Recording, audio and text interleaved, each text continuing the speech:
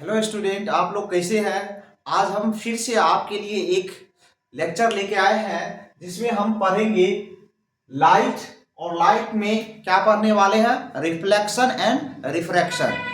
ये जो हम लेक्चर बना रहे हैं, जो इस बार सीबीएसई बोर्ड एग्जाम 2025 में अपीयर होने वाले हैं उसी के लिए है। और इसमें हम लोग मोस्ट इंपोर्टेंट क्वेश्चन सबका और उसका सॉल्यूशन का डिस्कशन करने वाले हैं। और क्वेश्चन से रिलेटेड क्या क्या इस बार आने का चांस है, जो आ सकता है इस बार एग्जाम में, उसी से रिलेटेड हम लोग क्वेश्चन का भी डिस्कशन करेंगे। और क्या आपको पढ़ना नेसेसरी है ये 10 या 15 दिन के अंदर, वो भी हम लोग डिस्कशन करने वाले हैं। तो चलते हैं पहला क्वेश्चन की ओर, जिसमें हम लोग ये क्वेश्चन लिए हैं जिसमें डायग्राम गिवन है। और डायग्राम गिवन है उसमें कह रहा है which one of the following is true in this case. मतलब कौन सा इस डायग्राम के अकॉर्डिंग टू कौन सा केस सही है वो टिक करना है। ऑब्जेक्टिव क्वेश्चन है ये। क्वेश्चन नंबर फर्स्ट है। तो तीन मीडियम है, देखिए मीडियम 1 2 3, जिसका रिफ्रैक्टिव इंडेक्स गिवन है मीडियम 1 का, मीडियम 2 का, मीडियम 3 का। और ये थीटा 1 थीटा 2 और थीटा 3 एंगल गिवन है, ठीक है। और उसी के अकॉर्डिंग टू कौन सा ऑप्शन सही है ये आपको पता करना है। तो चलते हैं, सबसे पहले हम लोग जानते हैं कि लाइट यदि, ये जो क्वेश्चन बेस्ड है किस पर बेस्ड है ये भी पता कर लीजिए। तो लॉ ऑफ रिफ्रैक्शन, जिसमें हम लोग रिफ्रैक्टिव इंडेक्स में रिफ्रैक्टिव इंडेक्स को पढ़ते हैं, और लॉ ऑफ रिफ्रैक्शन पर बेस्ड ही है। रिफ्रैक्शन फिनोमेना हो रहा है इस लाइट में। तो लाइट यदि एक मीडियम से दूसरे मीडियम में आए और बेंड हो जाए नॉर्मल की तरह, तो मतलब क्या है, ये मीडियम रेरर मीडियम है, ये मीडियम क्या है, डेंसर मीडियम है। अब यहां से भी लाइट आया फिर बेंड हो गया, मतलब इसके कंपेयर में ये क्या है, डेंसर है। तो इसमें ये आपको रे डायग्राम से ही पता चल रहा है कि कौन सा मीडियम डेंसर है, कौन सा मीडियम रेरर है। यदि हम कंपेयर करें मीडियम 1 और 2 में, मीडियम 1 और 2 में, तो कौन सा मीडियम डेंसर होगा, N2 ग्रेटर देन क्या हो जाएगा, N1, पहला केस। दूसरा केस में भी चलेंगे तो क्या हो जाएगा, N3 ग्रेटर देन N2, क्योंकि जो ऑप्टिकल डेंसर मीडियम होगा वो क्या होगा, उसका रिफ्रैक्टिव इंडेक्स ज्यादा, क्योंकि रिफ्रैक्टिव इंडेक्स उसी का ज्यादा होता है जो ऑप्टिकली डेंसर मीडियम होता है। एयर का तो 1 हम लोग कंसीडर करते हैं।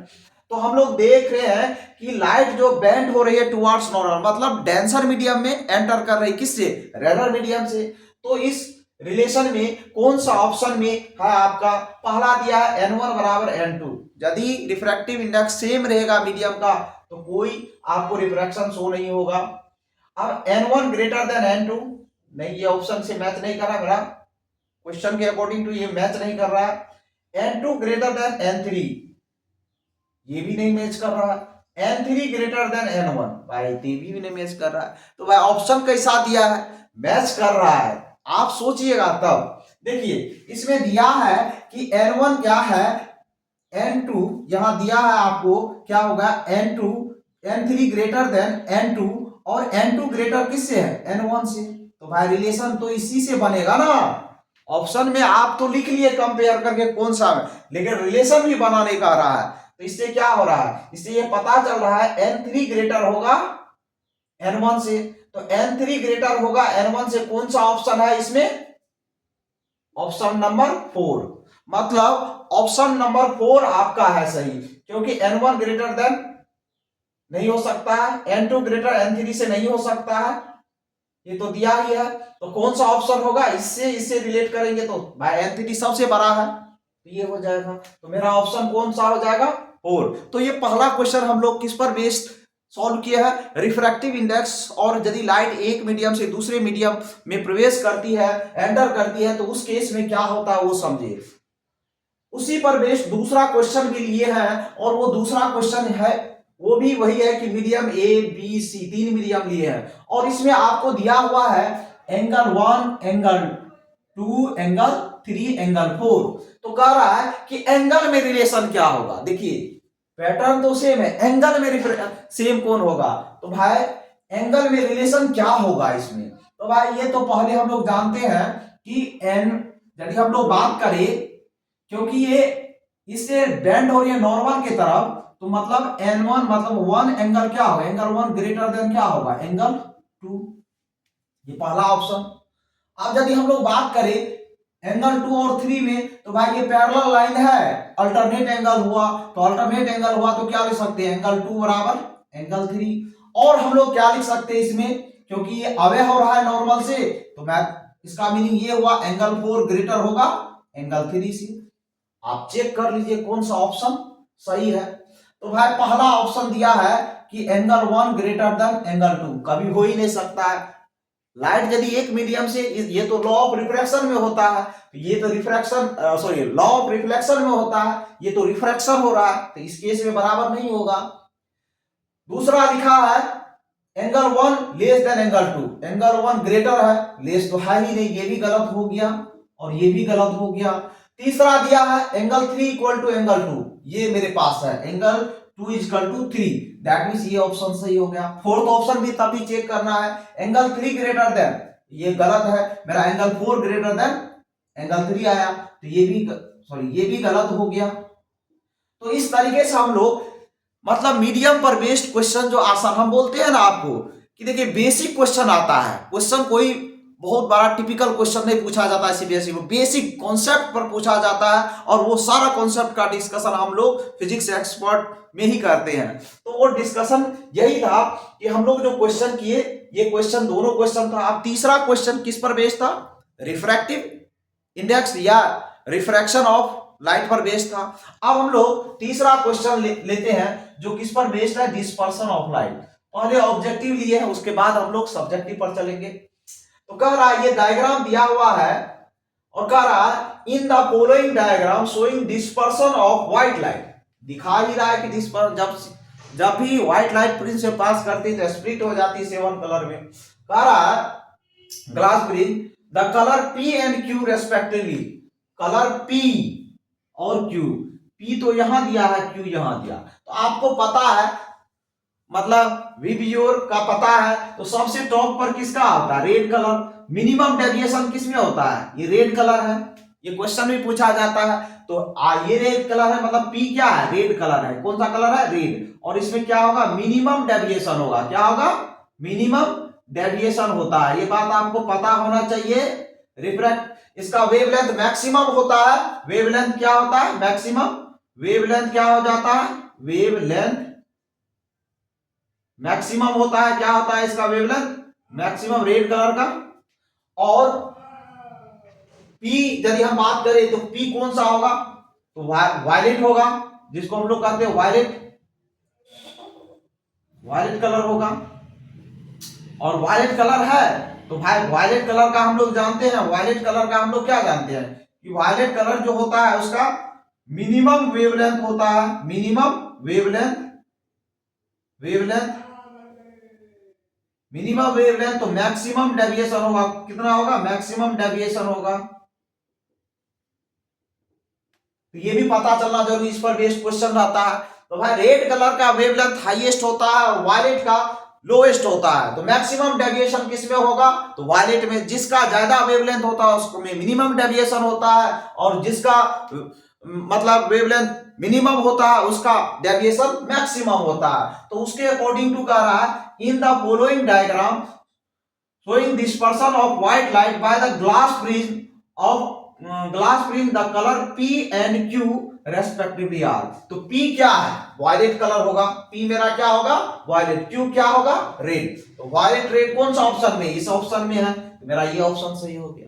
देखिए क्वेश्चन आसान सा पूछा जाता है सीबीएसई बोर्ड में, कोई भारी और कोई टिपिकल क्वेश्चन नहीं होता है, ठीक है। तो हम लोग अब नेक्स्ट क्वेश्चन को करते हैं, क्वेश्चन नंबर 4।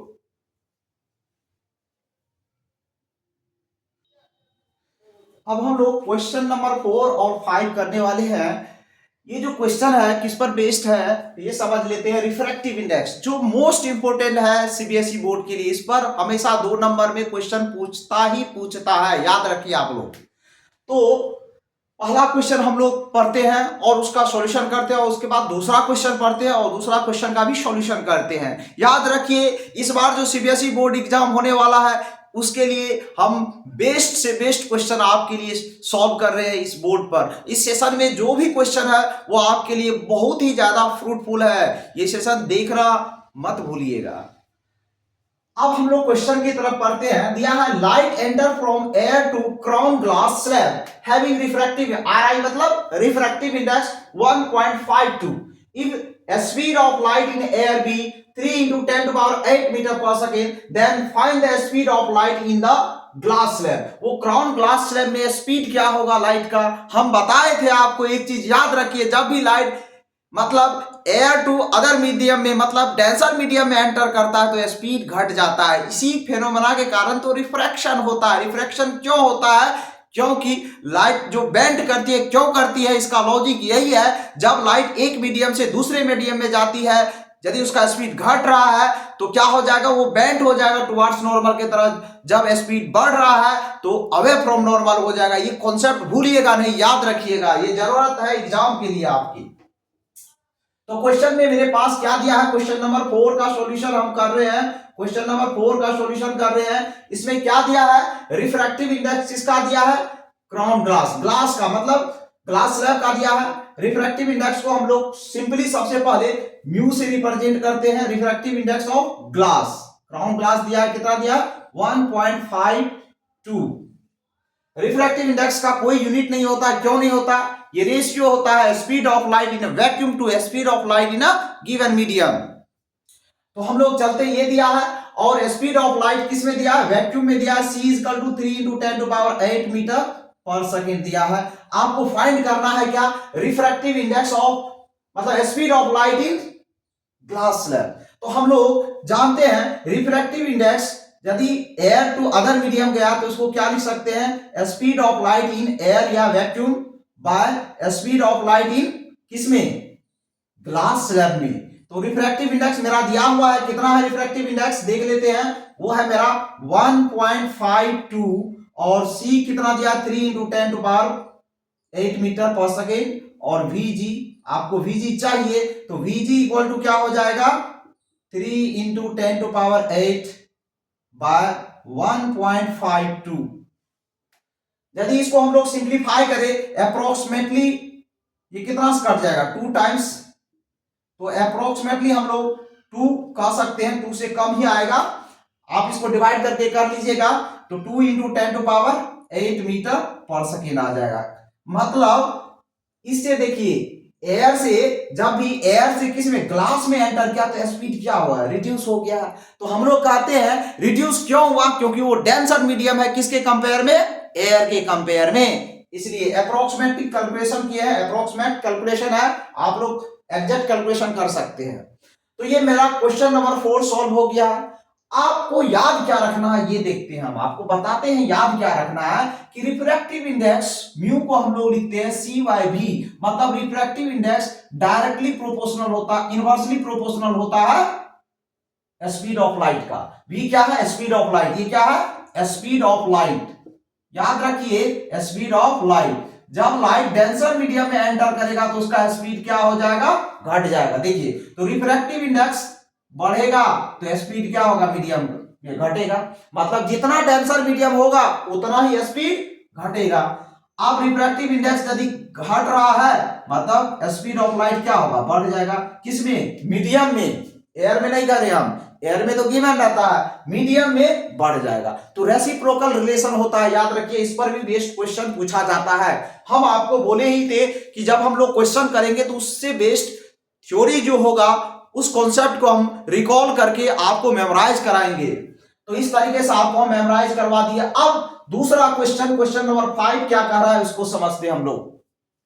क्वेश्चन नंबर 5 भी मजेदार क्वेश्चन है, बहुत ही इंटरेस्टिंग क्वेश्चन है, और ये क्वेश्चन हमेशा इस टाइप का क्वेश्चन रिपीटिंग होता है एग्जाम में, वो भी हम लोग समझेंगे। दिया है RI मतलब refractive index of a medium P is इतना and that of medium Q is इतना, मतलब दो मीडियम का आपको क्या दिया है, रिफ्रैक्टिव इंडेक्स दिया हुआ है। कह रहा है कैलकुलेट करना है refractive index of medium Q with respect to P, मतलब आपको रिलेटिव रिफ्रैक्टिव इंडेक्स का भी मेमोराइज करना है, मतलब रिलेटिव रिफ्रैक्टिव इंडेक्स को भी याद रखना है, इसका मीनिंग ये है। और हम इससे पहले वाले जो लेक्चर है मेरा उसमें हम बहुत अच्छे तरीके से आपको बताए थे कि रिलेटिव रिफ्रैक्टिव इंडेक्स को याद कैसे रखना है, बताए थे। यदि आप देखे होंगे जो भी इस मतलब कि मेरे पीछे वाले वीडियो को देखे होंगे तो उसका कॉन्सेप्ट मतलब पानी की तरह नीट एंड क्लीन हो गया होगा। तो हम जो नहीं देख पाए हैं इस वीडियो को देख करके नीट एंड क्लीन कर लीजिए। तो हम लोग क्वेश्चन नंबर 5 की तरफ चलते हैं और इसमें क्या कह रहे हैं, इसका सॉल्यूशन करते हैं। इसमें क्या कह रहा है, ये क्वेश्चन कह रहा है क्या चाहिए, रिफ्रैक्टिव इंडेक्स ऑफ किसका दिया है, रिफ्रैक्टिव इंडेक्स ऑफ किसका दिया है, मीडियम पी का कितना दिया है 1.50 और refractive index of medium Q कितना दिया हुआ है 1.75 ये दिया है। ये एब्सोल्यूट रिफ्रैक्टिव इंडेक्स है, मतलब मीडियम पी का रिफ्रैक्टिव है, मीडियम क्यू का रिफ्रैक्टिव, ये क्या होगा एयर के रेस्पेक्ट में होगा। एब्सोल्यूट का जब भी बात करते हैं हम लोग तो किसके रेस्पेक्ट में बात करते हैं, एयर या वैक्यूम के रेस्पेक्ट में बात करते हैं, याद रखिएगा। तो अब मेरे पास रिलेटिव रिफ्रैक्टिव इंडेक्स क्या होता है, क्या कह रहा है फाइंड करने, refractive index of medium Q with respect to P. अब बोलिए अब कैसे याद रखिएगा, देखिए आपको अभी तुरंत बताए स्पीड में जिसके रेस्पेक्ट में रिफ्रैक्टिव इंडेक्स निकालना हो वो क्या होता है ऊपर में, जिसके रेस्पेक्ट में। तो भाई जिसके रेस्पेक्ट में ऊपर में रहता है तो उस इसमें उल्टा चलता है, इसमें क्या चलता है उल्टा चलता है। उल्टा क्या चलता है तो हम आपको बता दे कि जिस मीडियम का रिफ्रैक्टिव इंडेक्स चाहिए वो ऊपर लिखा जाएगा, refractive index of medium Q with respect to refractive index of medium P, किसके रेस्पेक्ट में करा पी के। तो देखिए ये इसको क्या पढ़ेंगे, पढ़ने में बच्चा में दिक्कत होता था, R I refractive index of medium Q with respect to medium P, याद रखिएगा।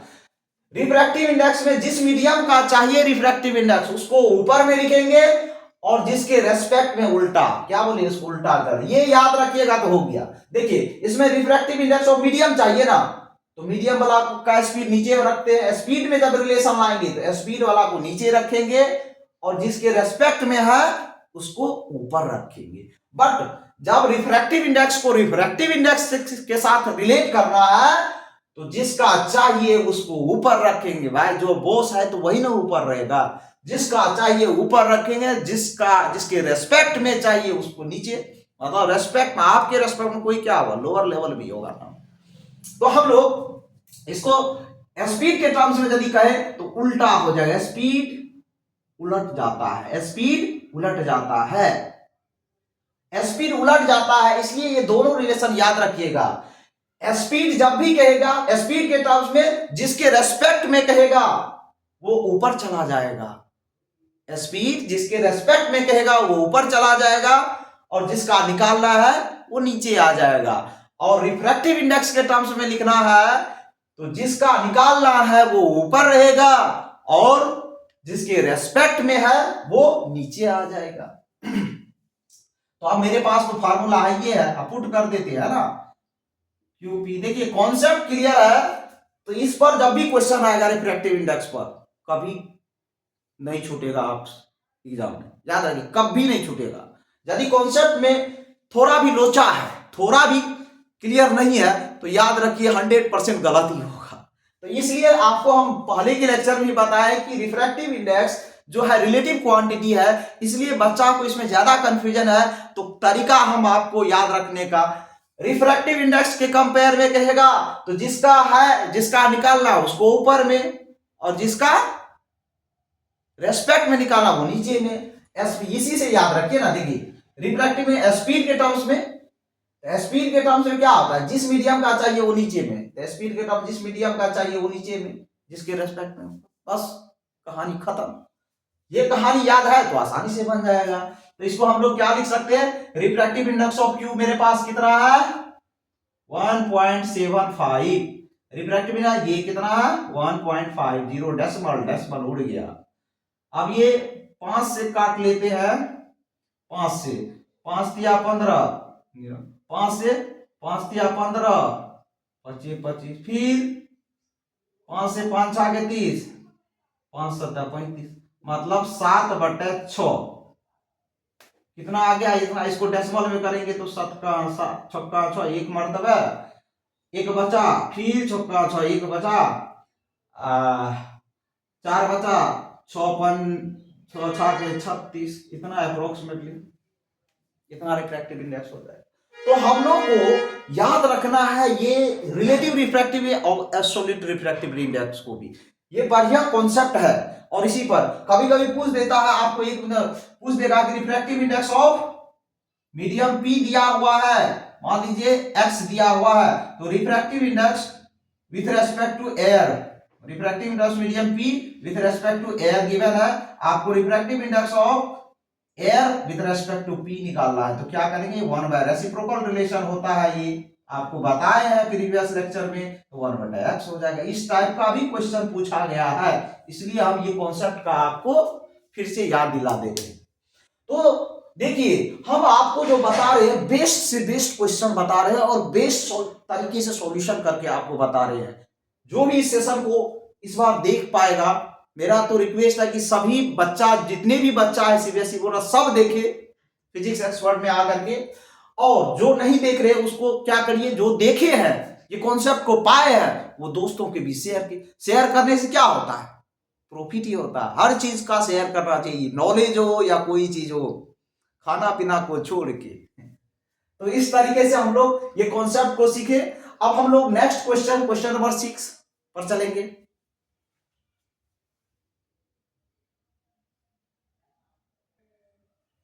तो फिर हम एक क्वेश्चन नंबर 6 और 7 लेके आए हैं आपके लिए, और इसमें क्या है कि जो क्वेश्चन है वो आपके लिए मान लीजिए खोआ है। क्यों है, क्योंकि ये क्वेश्चन बहुत ही बढ़िया क्वेश्चन है, और बढ़िया इसलिए है क्योंकि इस पैटर्न से बाहर मिरर और लेंस में कोई क्वेश्चन नहीं देखने को आपको मिलेगा इस बार सीबीएसई बोर्ड एग्जाम में। तो हम लोग क्वेश्चन को पहले रीड करते हैं और क्वेश्चन को समझते हैं, क्वेश्चन क्या कह रहा है, और उसके अकॉर्डिंग टू उसका सॉल्यूशन करते हैं। तो क्वेश्चन कह रहा है, find the position of an object which when placed in front of concave mirror of focal length 10 centimetre, focal length दिया है, produce a virtual image which is twice the size of object. देखिए कौन सा mirror है, सबसे पहले ये याद कर लीजिए, कॉनकेव मिरर। कौन सा मिरर है, कॉनकेव मिरर। और इसमें कह रहा है कैसा इमेज बन रहा है, ये भी बोल रहा है। अब फोकल लेंथ फाइंड करने, वर्चुअल इमेज बन रहा है, virtual image which is twice the size of the object. मतलब आपको इसमें क्या है, जो हम पढ़ाए थे मैग्निफिकेशन और साइन कन्वेंशन, उसका यदि आपको उसका लेक्चर यदि आप देखे होंगे तब ये कॉन्सेप्ट जो है पूरी तरह से आपका क्लीन रहेगा। तो क्या है इस क्वेश्चन में, मेरा क्वेश्चन में दिया है कि जो वर्चुअल इमेज बन रहा है उसका मतलब ट्वाइस है, वो ऑब्जेक्ट के साइज से दुगुना है। तो भाई दुगुना है, क्वेश्चन नंबर 6 का सॉल्यूशन कर रहे हैं। तो सबसे पहले ये मैग्निफिकेशन का जिक्र करते हैं, मैग्निफिकेशन प्लस लेंगे या माइनस ये सोचना है। ये दे दिया है कैसा इमेज बन रहा है, वर्चुअल। जब वर्चुअल बन रहा है तो कैसा होगा, प्लस होगा, और ट्वाइस दिया है, मतलब यहां देखिए 10 centimetre produce a virtual image which is twice the size of object, मतलब मैग्निफिकेशन क्या है, 2 है। और देखिए जब भी क्वेश्चन कीजिए तो आपको पता होना चाहिए कि कॉनकेव मिरर में जो लास्ट केस होता है इमेज फॉर्मेशन का, जब ऑब्जेक्ट को हम लोग ऑप्टिकल सेंटर और फोकस के बीच रखते हैं तभी तो वर्चुअल और एनलार्ज इमेज बनता है। तो वही केस का तो ये डायग्राम भी, सपोज दैट मान लीजिए आपको कहेगा कि डायग्राम भी ड्रॉ कीजिए, तो आसानी से ड्रॉ कर सकते हैं। मेरे पास और क्या दिया है, फोकल लेंथ। फोकल लेंथ अब बताइए आप लोग फोकल लेंथ कैसा लेंगे, पॉजिटिव लेंगे या नेगेटिव लेंगे, आप लोग बताइए। तो हम क्या लेंगे, कॉनकेव मिरर दिया है, कॉनकेव मिरर में फोकल लेंथ क्या होता है, नेगेटिव होता है। तो नेगेटिव 10 सेंटीमीटर, नेगेटिव 10 सेंटीमीटर। आपको क्या फाइंड करना है, focal length, find the position of object, मतलब भी फाइंड करना है। फोकल लेंथ दिया है, बस भी फाइंड करना है। Find the position of object where placed in front, in front of concave mirror और फोकल लेंथ 10 सेंटीमीटर दिया है। फोकल लेंथ कितना दिया है? 10 सेंटीमीटर। आपको फाइंड करना है V एंड U, मतलब इमेज ऑब्जेक्ट कहां पर रखा है। तो हम लोग को क्या दिया है क्वेश्चन में? M दिया है, और मिरर के लिए M क्या होता है? Negative times of V by U। Mirror के लिए मैग्निफिकेशन क्या होता है? माइनस V बाई U होता है। तो मैग्निफिकेशन, क्योंकि वर्चुअल इमेज बन रहा है, +2 है, तो V और U में मेरा एक रिलेशन आ जाएगा। वो क्या आ जाएगा? V is equal to -2U। देखिए क्रॉस मल्टीप्लाई 2U हो जाएगा। तो ये मेरा एक रिलेशन बन गया, V is equal to 2U। अब हम लोग क्या करेंगे, क्योंकि मैग्निफिकेशन से ये रिलेशन बना है, तो अब हम लोग mirror formula 1/f equal to क्या होता है? 1/u plus 1/v। बहुत सारा बच्चा इस साइड लिखता है, तो कोई दिक्कत नहीं, आप लोग इधर भी लिख सकते हैं। ये फॉर्मूला होता है मिरर का, आपको मालूम है। विथ साइन कन्वेंशन हम लोग इसमें डाटा पुट करेंगे और फाइंड करेंगे इमेज का पोजीशन। तो हमारा क्या है? U तो मेरे पास U के टर्म्स में ही रहने देंगे। V को हम लोग क्या लिख देंगे? Negative times of 2U। Focal length मेरा दिया है, कितना है? -10। इसको सिंप्लीफाई करते हैं, मेरा एलसीएम 2U हो जाएगा। ये 24 मत समझिएगा, 2U है, और हम लोग इसको डिवाइड 2, यहां क्या हो जाएगा? -1, क्योंकि 2U से डिवाइड करें -1 इक्वल टू -1/10। अब और इसको सिंप्लीफाई करेंगे तो 1/2U इक्वल टू 1/-10। ये 2 से 5 टाइम्स कट जाएगा, तो U इज इक्वल टू मेरा कितना आ गया? -5 सेंटीमीटर। मेरा U कितना आ जाएगा? ऑब्जेक्ट को हम लोग कितना रखे होंगे? -5 सेंटीमीटर। देख लीजिए कहां है, देखिए पोल और फोकल लेंथ के बीच में है ना, देख लीजिए U क्या आया? पोल और फोकल लेंथ के बीच। अब हम लोग को भी आसानी से V इज इक्वल टू क्या हम लोग लिखे? -2 टाइम्स ऑफ U, तो -2 और -5, तो क्या हो जाएगा? 10 सेंटीमीटर। तो V मेरा कितना आ जाएगा? 10 सेंटीमीटर। बोलिए V पॉजिटिव क्यों? तो क्योंकि वर्चुअल बन रहा है इमेज, इसलिए V क्या हो रहा है? मेरा पॉजिटिव हो रहा है। अब हम लोग को इसमें तो नेचर तो मैग्निफिकेशन ने बता दिया। हम लोग इमेज का नेचर कैसे पता करते हैं? मैग्निफिकेशन से। आपको बता ही दिए है M। एक और इंपॉर्टेंट टर्म्स है, कभी कभी M इज इक्वल टू +1 का सिग्निफिकेंट पूछ लेता है ऑब्जेक्टिव में। What is the meaning of +1? मतलब क्या? वर्चुअल इमेज बन रहा है बट सेम साइज का, तो वो कौन सा मिरर हो जाएगा भाई? तो प्लेन मिरर भी ही सेम साइज का इमेज बनता है, और प्लेन मिरर भी वर्चुअल। तो ये किस चीज को रिप्रेजेंट कर रहा है? +1 प्लेन मिरर को। कोई भी कॉनकेव कॉन्वेक्स नहीं डालना है, प्लेन मिरर बताता है ये। बहुत सारा बच्चा गलती करता, प्लस दिया है सर, कौन सा हो जाएगा?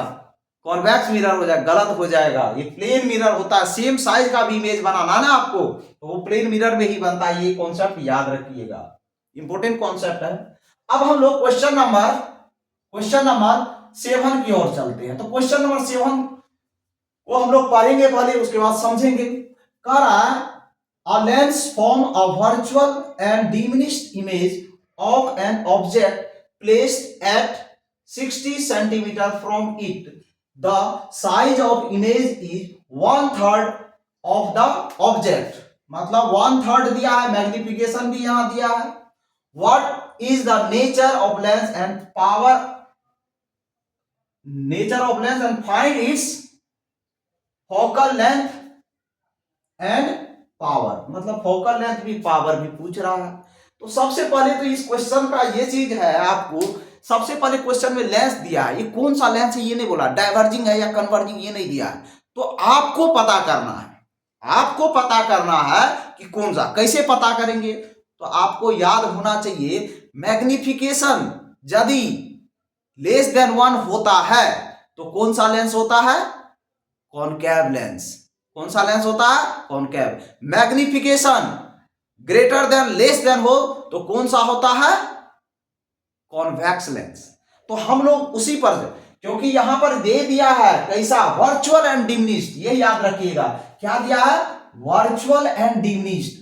भाई वर्चुअल तो देखने को मिलेगा कॉन्वेक्स लेंस में, जब ऑब्जेक्ट को हम लोग ऑप्टिकल सेंटर और प्रिंसिपल फोकस के बीच रखेंगे तो वर्चुअल तो इमेज मिलेगा बट मैग्नीफाइड मिलेगा। यहां क्या है, डिमिनिश्ड है, यहां देखिए 1/3 बोला है। तो मैग्निफिकेशन सबसे पहले हम लोग जिक्र करेंगे।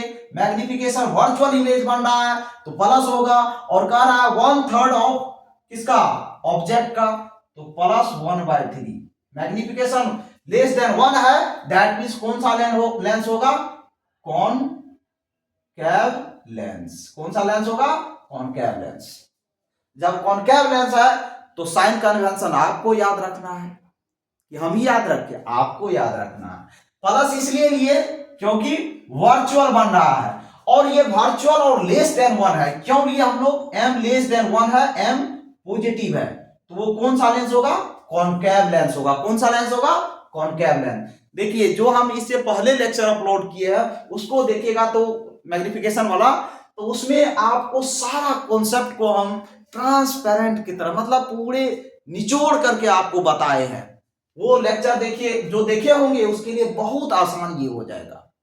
तो ये हम लोग लिख लिए हैं। अब मेरे पास क्या दिया है, ऑब्जेक्ट प्लेस है, क्या है, a lens form an virtual and diminished image of an object placed at 60 centimetre. You दिया है मेरा, यू कितना दिया है, अब प्लस लेंगे या माइनस, तो आपको बताए थे हम कॉनकेव लेंस के केस में सारा चीज क्या हो जाता है, नेगेटिव ही होता है। सारा चीज क्या हो जाता है, नेगेटिव ही होता है। तो यू भी मेरा क्या होगा, -60।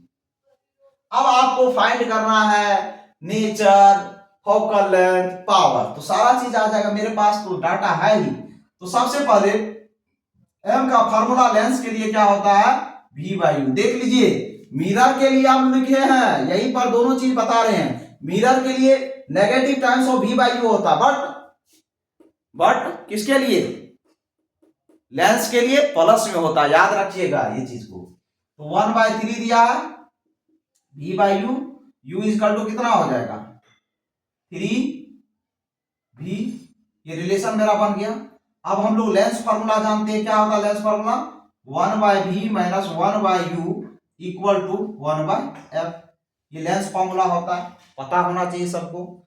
लेंस फार्मूला इसमें हम पुट करते हैं, मेरा कितना है वैल्यू, V का वैल्यू तो मेरा नहीं दिया है, V का वैल्यू V ही रहने देते हैं। U का वैल्यू मेरा कितना है 1/3V, U का वैल्यू 1/3V। और फोकल लेंथ दिया है, नहीं दिया है, फोकल लेंथ तो निकालना ही, देंगे कहां से। तो यहां से हम लोग को ये चीज दिया हुआ है, इसको मिटा देते हैं। जब U दिया, U दिया है तो V निकल जाएगा मेरा, तो मेरा यहां दिया है, तो इससे पता चल जाएगा, इससे पता ही, मिटा देते, यही सॉल्व कर दे। तो मेरे पास U दिया है तो V इक्वल टू कितना हो जाएगा, U/3। U कितना दिया है -60, और V मेरा कितना हो जाएगा -20। V मेरा कितना आ जाएगा -20। V आ गया है, देखिए क्योंकि U दिया है तो मैग्निफिकेशन से V आ गया मेरा। V आ गया तो अब हम लोग क्या करेंगे, इसमें lens formula 1/V minus 1/U equal to 1/F put करेंगे, ये सारा डाटा यहाँ पर। तो यहां पर पुट करते हैं, V मेरा कितना आया है बता दीजिए, V आया -20, U मेरा कितना है -60, और फोकल लेंथ चाहिए था तो फोकल लेंथ निकल गया। एलसीएम लेते हैं, ये माइनस माइनस प्लस हो जाएगा, 60 ही एलसीएम होगा, ये -3 ये +1 हो जाएगा, 1 फोकल लेंथ, ये +-2/60 हो जाएगा, और 1/F, तो F इसको कट कर दिए 30 से, तो F इक्वल टू मेरा कितना आ जाएगा 30 सेंटीमीटर। फोकल लेंथ नेगेटिव आया, क्योंकि हम इसलिए बोल रहे नेगेटिव आया क्योंकि कॉनकेव लेंस में सारा क्वांटिटी क्या होता है, नेगेटिव होता है। अब आपको क्या पता करना था, पावर। तो पावर इक्वल टू क्या हो जाएगा, power equal to 1 focal length होता है, बट यहां सेंटीमीटर में दिया है तो 100/F होगा, और इसको सिंप्लीफाई करेंगे तो क्या हो जाएगा 100/F -30 कैंसिल हो गया। इसको डिवाइड करेंगे तो 3 तिया 9, 3 तिया 9, 3 तिया इतना डायरेक्टर हो जाएगा। तो पावर मेरा कितना डायरेक्टर हो जाएगा, माइनस में 3.33 डायरेक्टर हो जाएगा। तो देखिए ये जो क्वेश्चन है बहुत ही ज्यादा लॉजिकल क्वेश्चन है, और ये लॉजिकल क्वेश्चन को हम इजियर मेथड से आपको बताए, इजियर मेथड से। देखिए सब डाटा था उसके अकॉर्डिंग टू आपको समझाए, और हमको पता है कि कॉनकेव लेंस का पावर क्या होता है, नेगेटिव होता है। तो नेचर तो भाई यही पता चल गया, इमेज का साइज भी सब कुछ यही पता चल गया, ऑब्जेक्ट सब कुछ यही पता चल गया, साइज सब कुछ मेरे पास। तो इस टाइप का क्वेश्चन आपको बोर्ड में देख लीजिए, देखने को मिलेगा। इसके बाद हम लोग एक मतलब क्वेश्चन नंबर 8 को भी सॉल्व करने वाले हैं।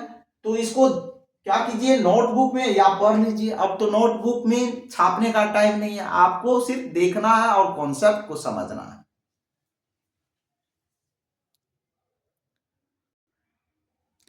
तो हम लोग क्वेश्चन नंबर 8, 9, 10, क्योंकि इस सेशन में हम क्वेश्चन 10 डिस्कशन कर रहे हैं, मतलब 10 टॉप क्वेश्चन का डिस्कशन कर रहे हैं और उससे रिलेटेड थ्योरी को कवर कर रहे हैं। तो हम लोग 10 क्वेश्चन, ये लास्ट ही है। तो दिया है पहला क्वेश्चन में, a concave lens of focal length 15 centimetre form an image 10 centimetre from the lens, how far is object place from the lens. मतलब यू आपको फाइंड करना है और इसका रे डायग्राम भी ड्रॉ करना था, ठीक है। तो रे डायग्राम भी ड्रॉ करके आपको बताना है, ठीक है। तो हम तो समझा देंगे, आप लोग एक बार प्रैक्टिस कर लीजिएगा। यदि किसी को कंफ्यूजन होगा तो बोलिएगा, फिर से हम एक लेक्चर अपलोड कर देंगे। कह रहा है a concave lens of focal length 15 form an image, इतना दिया हुआ है, फाइंड द ऑब्जेक्ट प्लेस। मतलब आसान सा क्वेश्चन है, क्वेश्चन नंबर 8 का सॉल्यूशन। देखिए मेरे पास फोकल लेंथ, हम लोग जानते हैं कि कॉनकेव लेंस में जब भी जिक्र करें तो सारा क्वांटिटी यू वी एफ क्या होना चाहिए, नेगेटिव। तो नेगेटिव 15 लेंगे, और मेरे पास क्या दिया है, वी दिया है, वी भी क्या हो जाएगा, -10 सेंटीमीटर, और आपको फाइंड करना है u equal to question mark. तो lens formula 1/v minus 1/u equal to क्या होता है, 1/f। मेरे पास सारा डाटा गिवन है, इसको पुट करेंगे और आंसर आ जाएगा। तो अब हम लोग इसका यदि वैल्यू पुट करें तो v का वैल्यू -10 है, u का वैल्यू -15 है, और f, सॉरी मिस्टेक से लिखा गया, v का वैल्यू -10 है, u का वैल्यू आपको फाइंड करना है, f का वैल्यू -15 है। अब आपको सिंप्लीफाई करना है, तो इसको इधर ले आते हैं, इसको इधर ले आते हैं, तो ये क्या हो जाएगा, -1/10 इधर आएगा तो प्लस हो जाएगा 1/15 इक्वल टू 1/u, और इसका एलसीएम लेंगे तो कितना हो जाएगा, 30 हो जाएगा, -3 + 2 इक्वल टू 1/u, और इसको सिंप्लीफाई करेंगे तो मेरा क्या आ जाएगा, -1/30 इक्वल टू 1/u। तो u इक्वल टू कितना आ जाएगा, -30 सेंटीमीटर। अब यदि इसका कहे इमेज फाइंड करने तो आसान सा, इमेज रे डायग्राम ड्रॉ करने कहे तो आसान सा। तो इसमें तो सिर्फ कह रहा था कि ऑब्जेक्ट डिस्टेंस, देखिए सारा क्वांटिटी नेगेटिव आया, u भी नेगेटिव, v भी नेगेटिव, f भी नेगेटिव। तो हमेशा याद रखिएगा कॉनकेव लेंस के केस में सारा क्वांटिटी u v f सब क्या होता है, नेगेटिव। और मेरा ये ऑब्जेक्ट डिस्टेंस फाइंड करने का रहा था, आ गया। यदि रे डायग्राम ड्रॉ करेंगे तो इस तरीके से होगा, थोड़ा सा हम ड्रॉ कर दे रहे हैं आपको। ये ऑप्टिकल सेंटर होता है और फोकल लेंथ ये है, ये फोकल लेंथ है, ये ट्वाइस ऑफ फोकल लेंथ होता है, f1 f2 कर सकते हैं, इधर भी रखिएगा f2 ट्वाइस ऑफ f2, ठीक है। ऑब्जेक्ट को कहां रखा, ऑब्जेक्ट 30 सेंटीमीटर तक, ये फोकल लेंथ मतलब ट्वाइस ऑफ फोकल लेंथ पर रखा है, यहां रखा है, यहां से रे को ले गए, ये क्या हो जाएगा, डाइवर्ज हो जाएगा, इसको पीछे की तरफ फोकल लेंथ एक को ऑप्टिकल सेंटर से पास करा देंगे। तो यहाँ पर मेरा ऑप्टिकल सेंटर से पास करा दिए, तो यहाँ पर मेरा इमेज बना। देखिए इमेज है ना, इमेज क्या है 10 सेंटीमीटर 15 सेंटीमीटर। तो इस तरह से आपको रे डायग्राम बना देना है, कोई भारी नहीं होता रे डायग्राम, बस अकॉर्डिंग टू क्वेश्चन आपको ड्रॉ कर देना है। अब हम लोग क्वेश्चन नंबर 9 पर चलेंगे। क्वेश्चन नंबर 9 को सॉल्व करेंगे। दिया है an object 5 centimetre in length is held 20 centimetre away from a converging lens of focal length 10 centimetre. Find position size and nature of the image form. इसमें भी आपको रे डायग्राम ड्रॉ करना था, लेकिन हम नहीं लिखे हैं तो आपको बताएंगे हम। तो क्वेश्चन नंबर में इसमें क्या दिया, ऑब्जेक्ट का length, an object of 5 centimetre in length held, मतलब हाइट ऑफ ऑब्जेक्ट कितना दिया है 5 सेंटीमीटर, और ऑब्जेक्ट हेल्ड कितना दिया है यू। यू इसमें क्या होगा, ये कौन सा लेंस है, कन्वर्जिंग। कन्वर्जिंग मतलब कॉन्वेक्स लेंस, और कॉन्वेक्स लेंस में कौन सा यू क्या होता है नेगेटिव। ऐसे भी कोई भी कॉनकेव मिरर हो, कॉन्वेक्स मिरर हो, सब में यू क्या होता है नेगेटिव ही होता है, इतना सेंटीमीटर। और आपको फाइंड करना है, और क्या दिया है, फोकल लेंथ दिया है। फोकल लेंथ कितना दिया है 10 सेंटीमीटर। तो फोकल लेंथ भी क्या होगा इसमें पॉजिटिव होगा। याद रखिएगा कि कॉन्वेक्स लेंस में फोकल लेंथ क्या होता है पॉजिटिव। और इसमें लेंस फार्मूला अब हम लोग फाइंड करना है, क्या ये भी तो मैं बोले, फाइंड करना है image b equal to question mark. उसके बाद आपको हाइट ऑफ इमेज भी find the position and position of the U, height of image भी फाइंड करना है, हाइट ऑफ इमेज।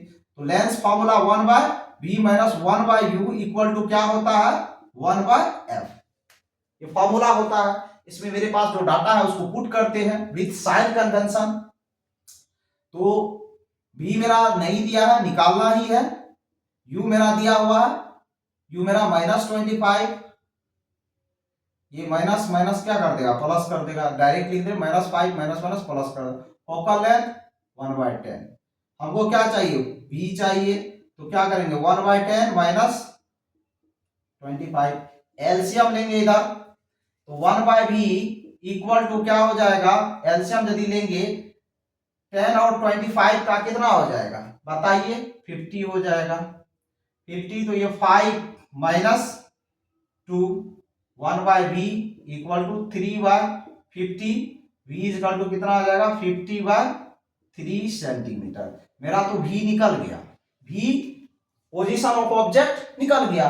अब आपको क्या निकालना था, क्या निकालना था position and size and nature. Nature के लिए तो मैग्निफिकेशन m चाहिए, m इक्वल टू क्या निकालेंगे बताइए, m इक्वल टू क्या यूज करेंगे v/u। प्लस क्यों यूज किए, लेंस है, प्लस इसलिए यूज किए कि लेंस है। तो हम लोग को v है कितना 50/3, u मेरा कितना दिया है u -25, इसको सिंपली 25 दूना 50 कितना हो जाएगा -2/3, m कितना आ गया -2/3।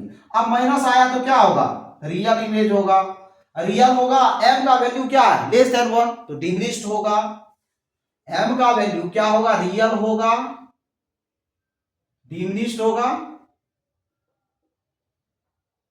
और इन्वर्टेड होगा एंड इन्वर्टेड।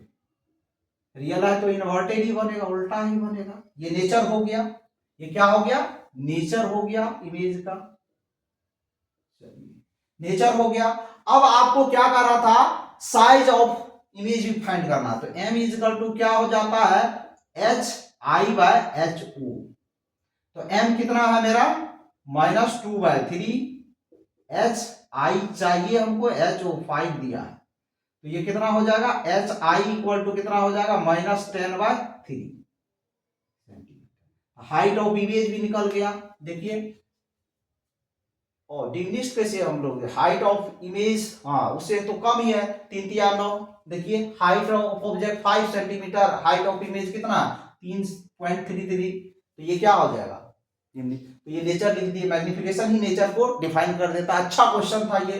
अब आपको ये क्वेश्चन हम लोग और इमेज फॉर्मेशन तो आप पता कर सकते हैं, मेरे पास यू भी सब दिया हुआ, उसके अकॉर्डिंग टू रे डायग्राम आप बना सकते हैं। अब लास्ट क्वेश्चन नंबर 10 जो क्या कह रहा है इसको समझते हैं। कह रहा है find the focal length of a lens of power two dioptre, what type of lens is. ये भी क्वेश्चन इंटरेस्टिंग है, पावर से रिलेटेड हमेशा ऑब्जेक्टिव में देखने को आपको मिलेगा। तो हम लोग क्वेश्चन नंबर 10 को सॉल्व करने वाले हैं। क्वेश्चन नंबर 10 का सॉल्यूशन मेरे पास दिया है, power is equal to -2 dioptre. आपको सबसे पहले पावर नेगेटिव है, इससे पहले ही क्वेश्चन पहला वाला क्वेश्चन पावर नेगेटिव है, उसी से पहले पता कर ले कौन सा लेंस होगा, कॉनकेव लेंस। कॉनकेव लेंस जिसको हम लोग डाइवर्जिंग लेंस कहते हैं। अब फोकल लेंथ क्या कर रहा है, फोकल लेंथ, तो पावर इज इक्वल टू क्या होता है 1/f, मतलब क्या लिखे 1 फोकल लेंथ चाहिए। तो हम लोग को क्या करना है, पावर दिया है 2 is equal to implies that 2 is equal to 1/f, तो f इज इक्वल टू कितना हो जाएगा 0.5 मीटर, मतलब 50 सेंटीमीटर। मीटर में क्यों लिखे, डायोप्टर के बाद जब वैल्यू पुट करेंगे तो वो फोकल लेंथ किस में आएगा, मीटर में आएगा, और उसको सेंटीमीटर में कर लिए। तो देखिए हम जो क्वेश्चन डील किया आपके साथ वो बेहतरीन क्वेश्चन लेके आपके लिए आए हैं। वो बेहतरीन क्वेश्चन को आप लोग एक बार इस वीडियो को जरूर से जरूर देखिएगा, ताकि जो आपका एग्जाम है सीबीएसई बोर्ड में होने वाला है 2025 फरवरी, 2 फरवरी इसी मंथ में होने वाला जो है, उसमें आपके लिए हेल्पफुल हो पाए। क्योंकि ज्यादातर फिजिक्स में न्यूमेरिकल ही रहता है, आपको पता है 70% न्यूमेरिकल ही देखने को मिलता है, और हमेशा न्यूमेरिकल के साथ आपको रे डायग्राम तो बताए एक में, और इसी तरीके से आपको रे डायग्राम भी बनाना है। तो ये वीडियो आप लोग को कैसा लगा, इसके लिए कमेंट बॉक्स में कमेंट कीजिएगा, और ज्यादा से ज्यादा दोस्तों के बीच शेयर कीजिए इस वीडियो को, ताकि आपके दोस्त भी इस वीडियो को पढ़ के सीबीएसई बोर्ड एग्जाम में बेहतरीन नंबर प्राप्त कर पाए। और जो भी इस वीडियो को देखिएगा कम से कम लाइक कर दीजिएगा, और सब्सक्राइब, जो सब्सक्राइब नहीं किए हैं पहली बार देखिएगा वो सब्सक्राइब कीजिएगा, और बेल आइकन को दबाना भूलिएगा नहीं। कमेंट जरूर कीजिए कि ये सेशन आप लोगों को कैसा लगा। Thank you.